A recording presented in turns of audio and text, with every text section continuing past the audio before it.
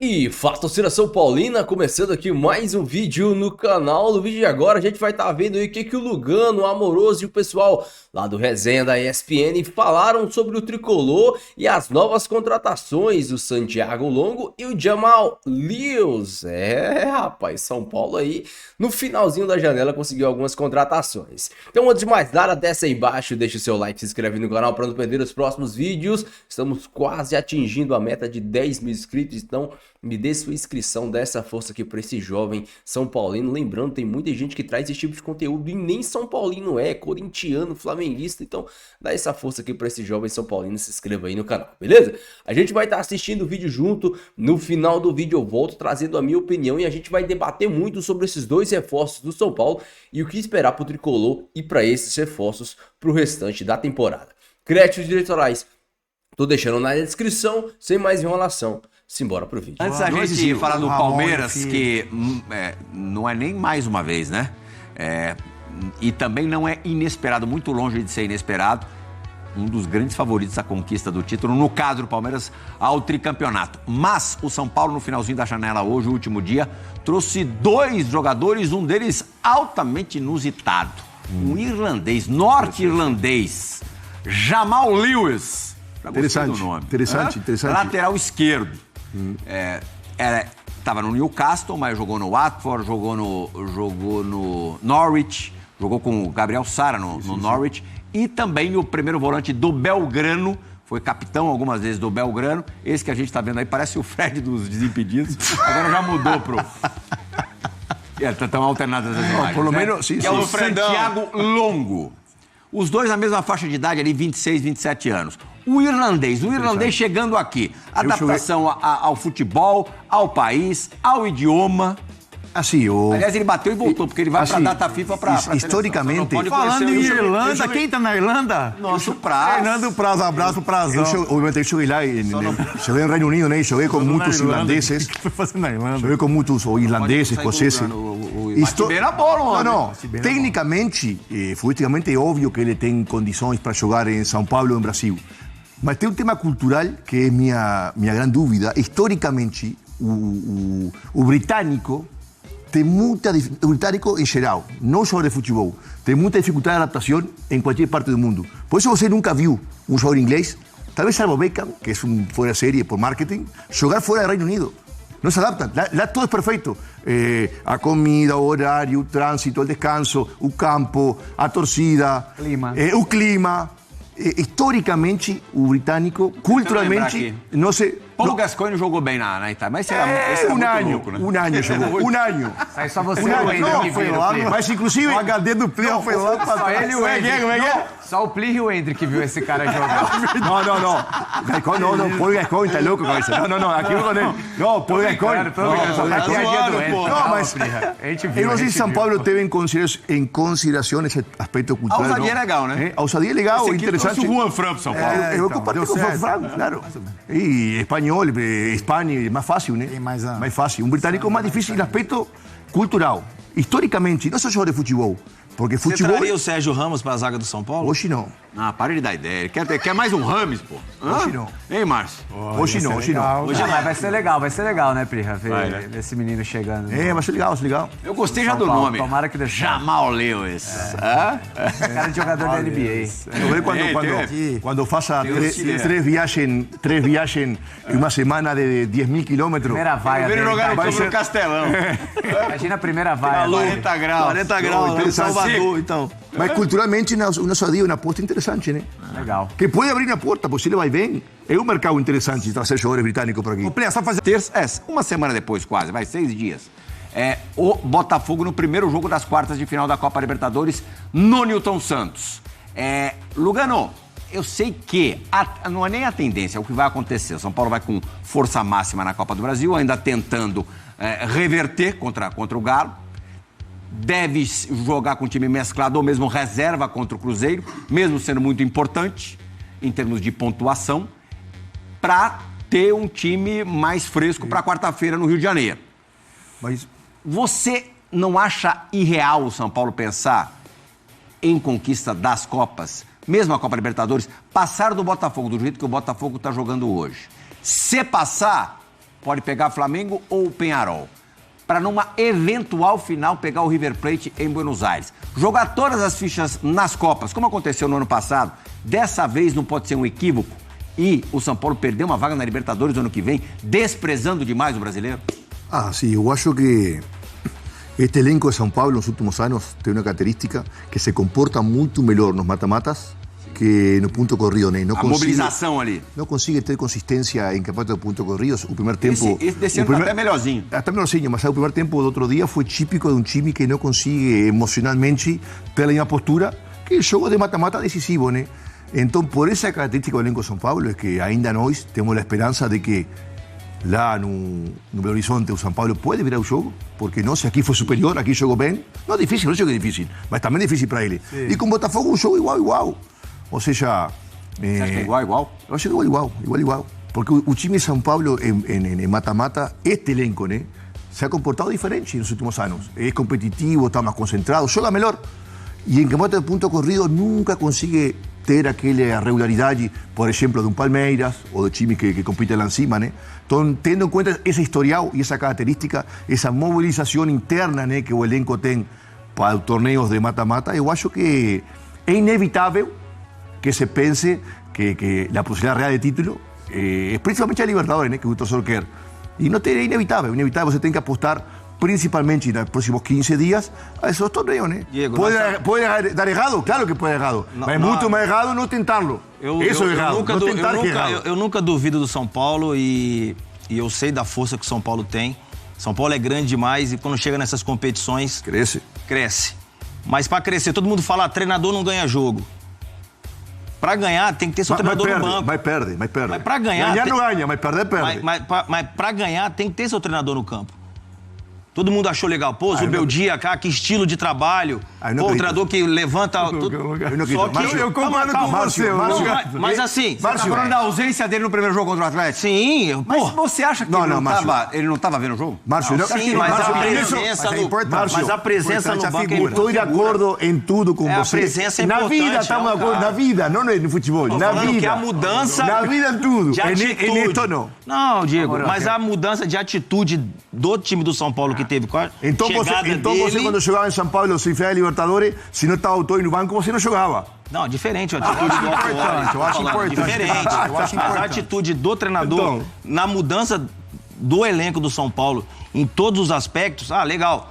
Pô, mas ele tem que ter um pouco mais de tranquilidade. Só isso, para poder estar presente. Eu acho que não muda. Nesse jogo do Galo, obviamente que as substituições, que ele foi muito cobrado por não ter feito substituições, só colocou o Nestor aos 44 do segundo tempo. E eu vi muita gente criticando o auxiliar que estava na beira do campo. Pelo amor de Deus, é o treinador que pede para mudar. É lógico que era o Zubeldia que estava ali decidindo. Mas não estamos falando que era... Nós estamos falando... O cara tomou de porrada. O auxiliar. Nós não estamos falando disso, mas eu tô da questão dele trocar ou não. A presença dele presença é importante. A presença, não uma cobrança do jogador, sabe? Você fazer uma correção rápida. É outro time. O Beldia na coletiva de ontem deu sinais de que ele sacou que ele não pode fazer o que ele quiser. Alex Ferguson ficou 20 anos assistindo um jogo lá em cima e Manchester ganhou tudo. Foi o melhor time da história. Vai jogar Premier League. O Maestro tá Premier League é uma coisa, Diego. É importante. É importante, mas é importante o Abel estar no banco. A obrigação dele como árbitro, que é apitar a falta. E o Thiago colocou a mão na bola porque o Bandeira parou o jogo com a bandeira levantada. Então, aparentemente houve um erro aí. O Bandeira induz também o Thiago ao erro. Mas o árbitro não apitou. O árbitro deu vantagem. A questão da regra ali, né? Mas, enfim, e por isso o São Paulo reclama.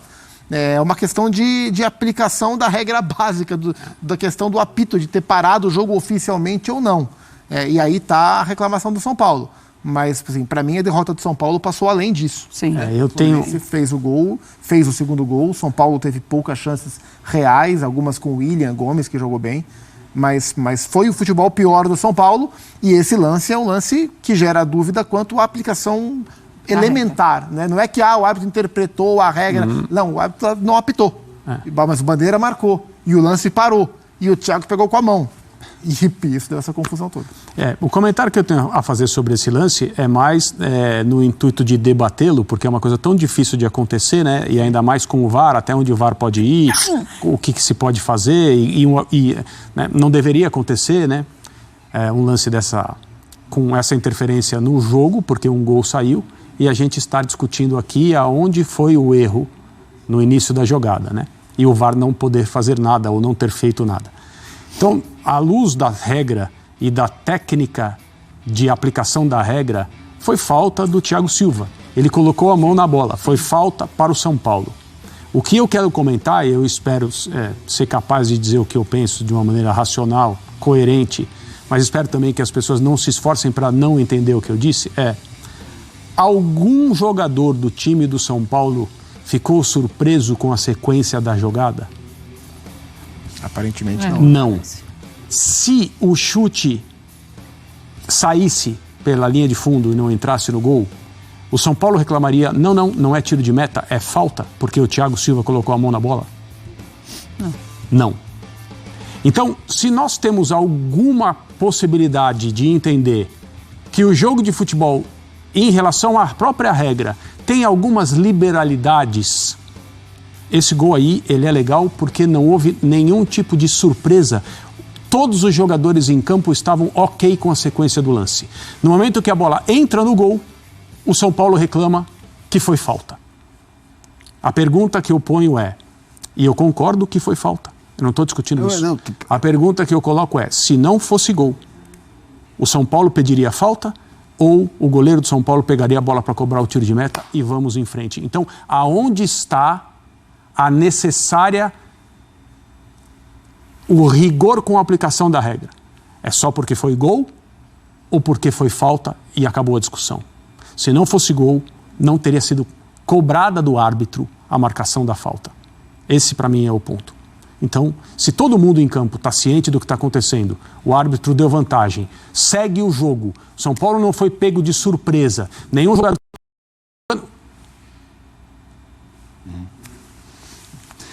Vamos lá, já a gente fala mais. Já comenta aí, você gostou da contratação do Jamal? Não gostou? Gostou mais da contratação do Santiago Longo? Não gostou da contratação de nenhum dos dois? E a gente tem que começar a analisar isso por um ponto simples. O Jamal não pode ser pior que o Wellington. O Wellington, ele é um lateral bizonho? Não, ele é um menino muito esforçado, mas só isso. O Wellington, ele tem uma grande facilidade de ganhar disputas. O X1, ele consegue chegar essa bola no fundo. A grande questão é que ele tem uma grande deficiência no cruzamento.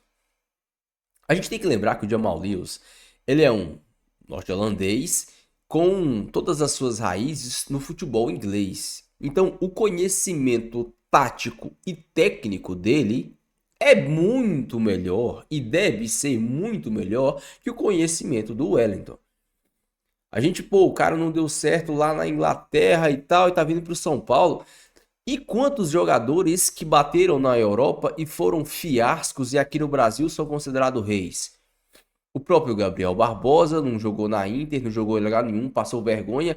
O Ganso, o Paulo Henrique Ganso, tem mais participações em gols na Europa do que o Gabriel Barbosa. E a gente só vê falando do Gabriel Barbosa. O próprio Pedro não conseguiu se firmar lá na Itália. O próprio Scarpa saiu daqui, Deus do futebol, chegou lá, passou vergonha. O Hulk, que na Europa só jogou no todo poderoso Zenit. Então a gente tem que entender que esse cara pode não ser brilhante para a Europa, mas o nível de conhecimento tático e técnico dele, com certeza deve dar para andar de braçada aqui no futebol brasileiro. O próprio Juan Fran teve inscritos que falaram, o Juan Fran foi um fracasso no São Paulo.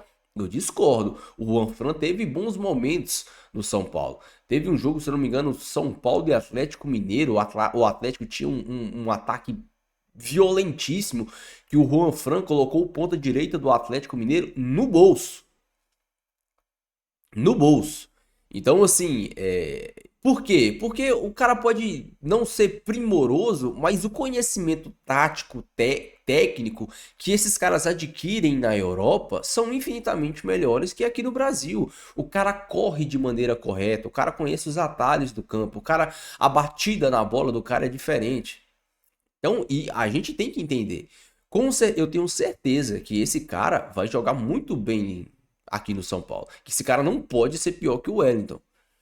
E aí a gente também tem a chegada do Santiago Longo. Cara, é uma função que o São Paulo precisa. Porque o Luiz Gustavo, ele joga bem em muitas partidas, mas tem partidas que ele é abaixo. E sinceramente, eu acho que ainda não é a dupla ideal de volantes para o São Paulo, Luiz Gustavo e Bobadilla. Eu acho que se o Longo chegar e demonstrar ser algo parecido com o que o Pablo Maia é, a gente tem que lembrar que o Pablo Maia é um excelente marcador, um ótimo cão de guarda e que corre, consegue ali dar um pouco de dinâmica, mas o Pablo Maia tinha muita deficiência no passe. Esse primeiro passe para frente, ele não dava, ele sempre gostava do passe mais seguro, passe para o lado, passe para trás.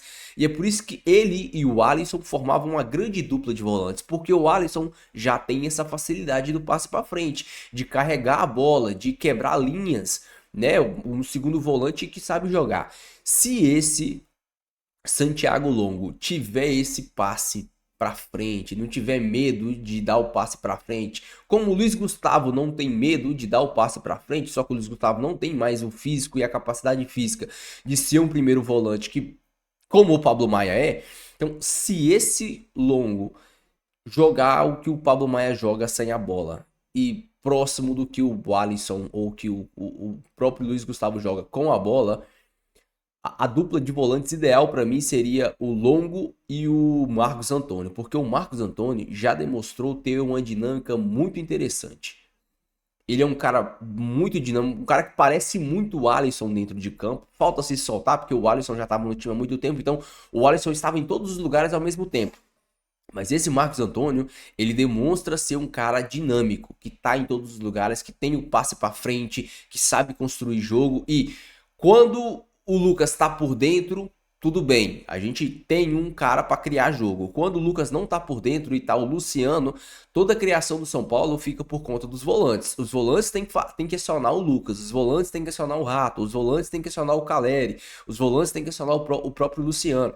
E a gente tá vendo agora o William tendo espaço e eu espero que o Zubeldia mantenha o William no time. Talvez, não sei se ele vai mudar o esquema, porque agora chegou a hora do Zubeldia demonstrar a capacidade de ser um grande treinador. O time do São Paulo está passando pelo segundo momento de instabilidade na temporada. A gente lembra que após os 10, 12 jogos de invencibilidade, o São Paulo passou por um período de instabilidade, conseguiu se recuperar. Agora parece que o São Paulo está passando por mais um momento de instabilidade. E talvez algumas mudanças do time precisem ser feitas. E isso depende do Zubeldia. Agora com a chegada dos reforços, para mim ainda vai faltar um meia de criação. O São Paulo não tem um meia que tira o coelho da cartola. Eu vou dar um exemplo bem claro. São Paulo e Fluminense, o jogo tava brigado, o jogo tava igual. Até o Ganso achar um passe de letra, de costas pro cara e deixar o cara na cara do gol. Ah, não deixou o cara na cara do gol. O passe do Ganso é o passe que a defesa não espera. Todo mundo acha que o cara vai pisar, vai tentar girar, vai tentar levantar a cabeça. O Ganso já tava mapeado. O Ganso já sabia onde o jogador tava, ele deu tapa de lado e o cara fez a jogada, fez o gol. É isso que falta. O Garro, no jogo Corinthians e Flamengo, o Garro acabou com o jogo. Por quê? Porque ele também é esse meia. O meia do passe, o meia que pifa, o meia que deixa os caras na cara do gol. Imaginem o Caleri com um meia pifador, com um meia que dá assistência. Imaginem. Tanto de gols que porque o Caleri só recebe pedrada, né? Nós aqui, nós temos que entender que se o Caleri tivesse um meia para abastecê-lo, o Caleri brigava pela tiralia do Brasil. Mas o Caleri só recebe pedrada. E quando ele não recebe pedrada, ele tá tomando pancada de zagueiro. O Caleri, ninguém critica o Caleri quando o Caleri fica 5, 6 jogos sem marcar, porque o Caleri se entrega dentro de campo de uma forma inimaginável. Muito ao contrário do seu Luciano, que muitos se gabam por ser o artilheiro do time, mas não joga absolutamente nada. Não tá jogando absolutamente nada. Outra temporada ridícula do Luciano, a nível de desempenho. Ah, faz gol, mas desempenhando regularidade, Luciano não tem. Não tem regularidade. Em muitos jogos, o Luciano faz gol e joga mal. Jogo contra o Tajeres, Luciano fez gol e jogou mal. Jogo contra o Red Bull, Luciano fez gol e jogou mal. E tantas outras partidas que passaram pano para atuações ridículas dele. Hoje, se a gente tiver o Lucas por dentro, a gente ganha na arrancada. O Lucas é um cara que cria com o drible. O Lucas também não é o cara do passe, eu já falei aqui. É o cara que cria driblando, cria arrancando. Mas em jogos que o adversário tá fechado, o meia vai fazer falta. Vamos ver se o Zubeldia vai conseguir remontar esse time, encaixar esse time e fazer esse time continuar a evolução, porque para mim o São Paulo ainda tem muito a evoluir na temporada. Deixa a sua opinião, deixa o seu comentário, eu quero muito saber. Não esqueça de deixar o seu like e se inscrever no canal, se você não for inscrito. Beleza? Fiquem todos com Deus aí, até o próximo vídeo e valeu!